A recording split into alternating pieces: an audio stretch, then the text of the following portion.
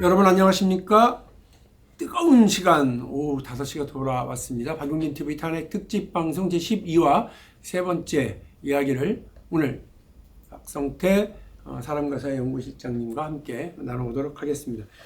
실장님, 네. 우리가 저기 첫 번째 이야기를 나눌 때 명태균 얘기 잠깐 했어요. 예. 했는데 그럼에도 불구하고 명태균 씨는 상당히 뜨겁습니다. 이분 지금 현재는 구치소에 구치소에 계시죠. 깜빵에 가 있죠. 깜빵에 가 있고 그리고 관련 자료라고 할 수 있는 명태균 황금포는 여기저기에 지금 이제 특히나 검찰에 가 있고 그리고 이와 관련된 자료들이 여기저기 계속 이제 언론을 통해서 나오면서 상당히 언론 플레이를 잘한다는 느낌 받아요. 되게 잘해요. 그죠? 그래서 명태균 씨랑 몇 번 통화를 해봤는데 예. 아 직접? 해봤죠. 아 직접? 네. 아 그러시군요. 예. 저는 사실 뭐 굳이 황금폰에 목소리가 들어가 있는 거 아니에요, 그럼? 제가 명태균 씨 사실은 녹취를 다 했었는데 예. 이 녹취는 제가 명태균 씨한테 얘기했어요. 아. 녹취하는데 나 어디 가서 이거 까지 않는다. 명태균 구속되기 전 직전에 그분이 깔까봐서. 괜찮아요. 저희 직전에 예.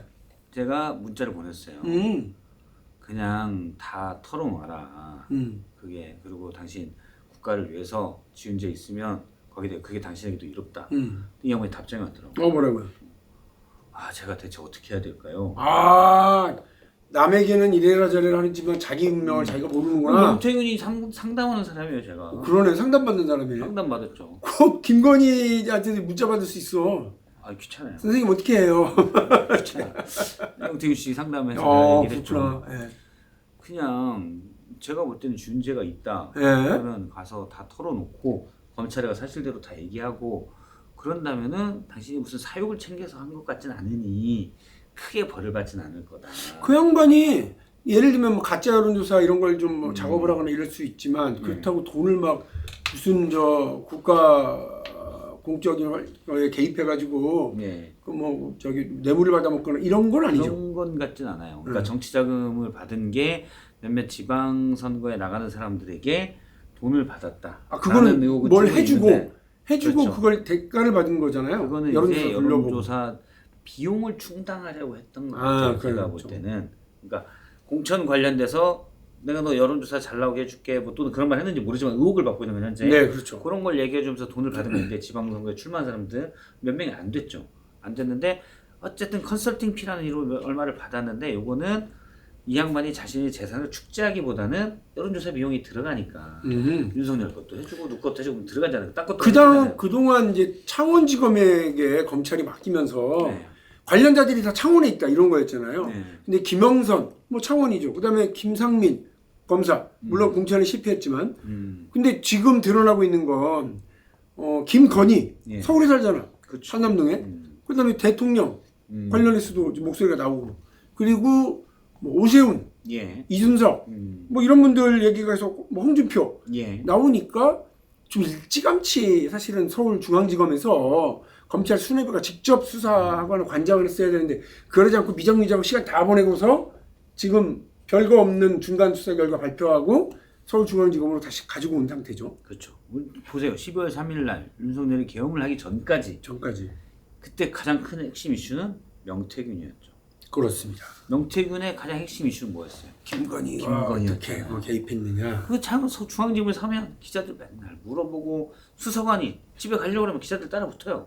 따라붙어서 형님 오는 거 있어요? 소주 한잔 하고 가. 그래서 얘기 툭 나오면 막 써버린다고요. 불안하니까 창원으로 한 거야. 물론 창원에도 기자들이 가지만 서울의 법조팀하고는 상대가 안 되죠. 제가 아는 후배들 그래도 저기 창원 가서 많이들 건져왔더만. 그때 막 이슈가 될 때. 예. 그거는 창원지검에서도 적극적으로 담당 수사팀에서도 얘기를 많이 했었어요. 그때는. 예. 근데 어쨌든 그 정도까지는 하지만 이거 계속 있으면 관리가 안 되잖아요. 그래서 보내지 않았다. 그리고 이제 다시 가지고 왔다. 그리고 다른 뭐 정치적인 의도, 정치 검찰에 이렇게 좀 멀리 바라보는 다음 조기 대선에서 민주당이 이길지 국힘이 이길지 모르니까 예. 거기서 이제 지금부터 대비용으로 자기 보험용으로 이렇게 좀 가지고 있으려고 하는 거는 같은데 그건 그렇고요. 이 명태균의 판도라가 열린다고 그러면 여기 아까 제가 쭉 이야기한 그 사람들 말고도 국민의힘의 영남 쪽 국민의힘이 뭐 지금 거의 영남 쪽 국회의원들이 대부분이니까 거의 대부분이라고 할 수 있죠.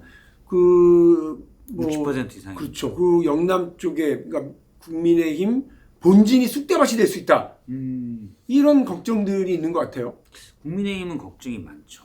왜냐면 제가 이건 확신은 없어요. 그런데 국민의힘 인사들을 쭉 들어보면 그런 얘기가 있어요. 그러니까 공천 과정을 지난 총선 22년 지방선거 공천 과정을 다 들여다보잖아요. 네. 검찰에 만약 관련 자료 싹 들어가요. 네. 자, 명태균은 일부만 관련돼 있다 쳐요. 네. 그런데 거기서 이상한 데서 뭐가 툭툭 나올 수 있다는 거지. 자기네들끼리도 좀 소문이 있어요. 이건 내가 고발 안 당하려고 소문이라고 얘기하는 거예요. 네. 자기들이 실제 얘기해. 뭐냐면은 지방선거에 어디가 이상하다. 누가 뭘 어떻게 했을지 모르겠다. 그건 뭐 이준석 지도부나 그걸 얘기하는 게 아니라 누군가 어디서 뭔 장난을 쳐서 누가 이상한 공천을 받았을 가능성이 있다. 예를 들어 구청장 이런 사람들. 네. 그러면은 이걸 검찰이 다 더들으면 어디서 뭐가 나올지 모르잖아요. 그러니까 얘네들 무조건 안 된다고 하는 거예요. 거기에 대한 두려움이 명태균 리스트 이미 윤석열, 김건희 끝났어 얘네는. 그러니까 딱 한쪽 오세훈 시장 쪽만 오세훈 시장은 아니다 빨리 수사해라 하는데 한동훈 쪽에서는 그래도 막 얘기하면 뭔가 있지 않겠어? 이런 시각이 분명히 있어요. 그런데 나머지 국회의원들은 뭐냐? 다 혹시 내가 뭐 잘못하게 걸리지 않을까? 다는 아니겠죠. 찜찜. 크게 있어요. 그래서 결사 안 된 거야 여기는. 이게 뭐 좀 나중 얘기긴 한데요. 이게 지금 무슨 말이냐면 서울중앙지검이 직접 이 사건을 가지고 핸들링을 하면서 국민의힘에 이제 명줄을 쥐고 네. 본진을 쑥대밭 만들 수 있는 걸 가지고 있어야 자기들이 차기 정권이 민주당 정권이 출범하면 자, 뭐 맛이나 좀 잡숴봐 이렇게 하고 싶다는 거지. 이제 그렇게 되면 사실은 다시 특수범찰 맞아요. 이쪽에 이렇게 좀 끌려당길 수도 있는 민주당에 이런 일이 될 수 있어서 좀 조심스러워요. 수사 기관에 대한 정리는 한번 돼야 될 것 같아요. 네. 그러니까 공수처가 과연 답이냐? 물론 저는 답은 된다고 생각하지만 시간이 좀 오래 걸렸고 처음에 운용을 잘못했죠. 그리고 검찰은 사실 수사 능력은 제일 뛰어나지만 윤석열 정부를 거치면서 믿을 수 없는 조직이 돼버렸고. 뭐 아니 그 전에도 믿을 수 없어요. 사실은. 그래서 고민이에요. 그러니까 그걸 한번 나중에 좀 고민을 해봐야겠습니다만, 이제 제 고민은 이제 그런 겁니다. 이제 뭐 우리 검찰이 이런 의도를 뻔히 아는데 자기들이 이걸 가지고서 새로운 정부가 들어서면 민주당 쪽에 딜하려고 하는 그런 건데 고민해보자고요. 이건 네. 진짜. 그거는 근데 뭐 민주당 정부가 들어서면 검찰이 뭐라고 하던데 여기지만 의회 과반 대통령 있으면 그뭐 검찰 그쵸. 개혁을 훨씬 쉽게 할 수 있거든요. 특검도 그냥 우리가 할 수 있어요. 거부권 행사하지 않을 거니까. 자, 그렇게 가는 걸로 하고 명태균 문제 그렇게 하도록 하고요. 예. 이런 와중에 문영배 헌재 재판관과 관련된 뭐 이게 댓글 조작, 예. 가짜 뉴스 이 논란이 있습니다. 어떤 내용입니까? 무정매헌법 재판소장이 네. 거기에 진주 대학원을 나왔어요. 네. 대학원을 나왔는데 거기가 아마 64년생 그쯤 될 거예요. 네, 네. 64년생쯤 되는데 35기 대학 15기? 네, 헷갈린다. 그쯤 돼요. 근데 이분의 대학원 동문 카페에 예전에 네. 누군가 음란물을 엄청 올려놓은 거예요. 그거를 어디서 구구 유튜버 같은 애들이 쓴 거예요. 문영배 재판관 고등학교 동문 카페에 음란글 몇 천 건 뭐 이렇게 올린 거예요. 그게 근데 문영배 소장이랑 무슨 관련이 있어요? 아무 관련이 없지. 그러자 어디서 또 뭘 했냐면은 댓글을 거기에 단 거를 문영배 재판관이 다른데 댓글 단 걸 그대로 캡처돼서 그 음란 게시물에다 올려놓은 거예요. 이건 조작인데? 조작이죠. 그때부터는? 그렇죠. 그거를 보고는 자 관련 없다. 야 동문 카페에 수천 명이 들어있는 데서 해킹이 됐든 또는 누군가가 악의적으로 막 음란 게시물 올렸든 거기 회원 한 명이 거기에 왜 어떻게 책임을 지냐. 네. 그 논리가 맞잖아요. 네. 그러니까 누가 댓글을 거기다 조작해서 놓은 거야. 일부 뭐 어떤 사람이 지적했겠죠. 그걸가 또 구구 커뮤니티에서 도니까 국민의힘 대변인 의원이 봐라 그 음란물에 댓글까지 달았다. 이분들이 지금 제정신이에요. 상황을 쭉 설명해 주셨습니다만 그 문제의 게시물이요. 네. 지난 11일 오후 2시 DC 인사이드 국민의힘 갤러리에 처음 떴대요. 그리고 그날 오후 3시 1시간 뒤에 일간 베스트에 떴어요. 그러다가 다음날 오후 7시 유튜브 가로세로 연구소에서 인용한 예. 거죠. 그 다음에 고성국 TV, 성창경 TV에서 이거 봐라 우와 나서 그리고 나서 이제 드디어 배현진 국민의힘 의원이 페이스북에 사실을 낱낱이 밝혀야 한다라고 이렇게 인용해서 문제 제기를 하고 다음날 국민의힘이 공식 논평을 당장 사퇴하라 이렇게 되는 거예요. 아니 3일 만에 그냥. 문영배 재판소장 관상을 딱 봐봐요. 네. 댓글 올릴 분이 아니잖아 이런 댓글을. 아니, 관상 보고 댓글 올리진 않지만. 그렇죠. 네. 좀 이건 안 맞을 것 같으면 말도 안 되는 일이 벌어졌네. 안 맞을 것 같으면은 더 확인해서 배현진 의원 등 또 국민의힘 대변인 등 공적 자리에 있는 분들은 좀 더 확인해서 언급을 해야죠. 그러니까 예를 들어 저도 뭐 확인 안 된 것들에 대해서는 이건 정말 순전히 제 의심입니다 하고 일단 선을 지키잖아요. 상당히 몸살이시더라고. 우리 언론인들은 그게 기본이에요.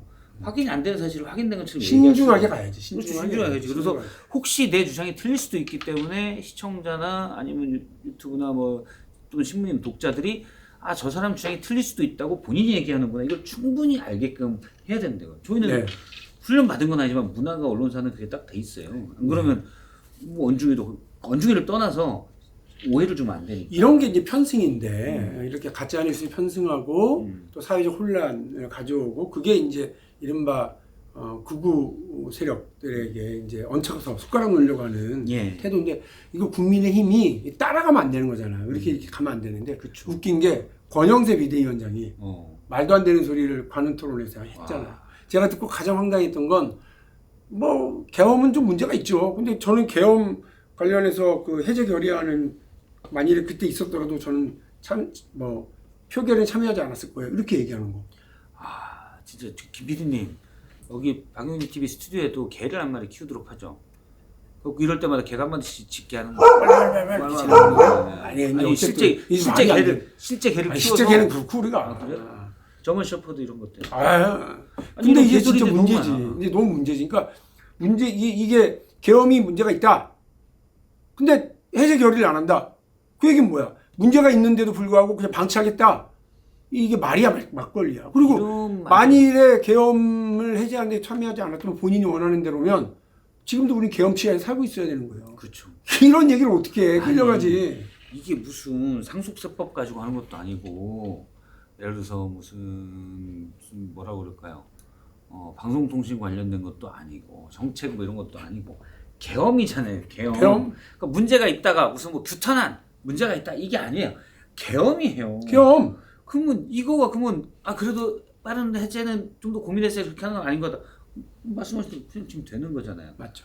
지금 계엄이 됐으면 저는 딱 5일도 아니야. 이틀만 됐잖아요. 그날 밤 해제가 안 됐으면 어떻게 됐을 거예요? 여기 진짜 사달 났을 거예요. 저만 해도 그렇고 대한민국 국민들이 가만 뒀겠냐고요. 그걸. 일단 근데 보세요. 저항이 어마어마했지. 그다음에 이 계엄군들이 당시 노상원이 했던 짓을 노상원은 누구의 지시에 진짜로. 따랐어요? 김용현의 지시에 따랐잖아요. 선관위에 갔잖아요. 선관위의 직원들 3명만 30명을 체포하러 갔는데 3명만 체포해서 예를 들어서 뭐 수방사 조작을 했어요. 조사를 했으면 고문한다고 그랬잖아요, 이놈이. 야구방망이? 그렇죠. 작두 조사 갔어요. 고문한다고 했으면 이분들이 이 직원들이 절대 잘못한 게 아니에요. 고문 앞에 장사 없습니다. 부정선거 맞습니다. 그렇게 한마디만 하면 바로 발표해요. TV 나와서. 선관위 직원이 실토했다. 부정선거. 계엄을 그다음에 국회의원들 진짜 현행법으로 다 체포하고 왜 그러냐면 이건 국회의원들의 현직 자리의 정당성을 뺏는 거잖아요. 당신이 된 건 부정선거로 됐어 라고 하는 거기 때문에 다시 해야 돼. 훨씬 강압적으로 할 거예요. 그러면 그 다음에 노상훈 수첩에 나왔던 대로 이른바 백령도 작전 500명씩 배에 태워서 폭사시 미친놈이지 이게. 그게 될 뻔한 일인데 권영세는 일단 지켜봤어야 된다라고요. 그러니까 말이 안 되는 거고요. 미친놈이.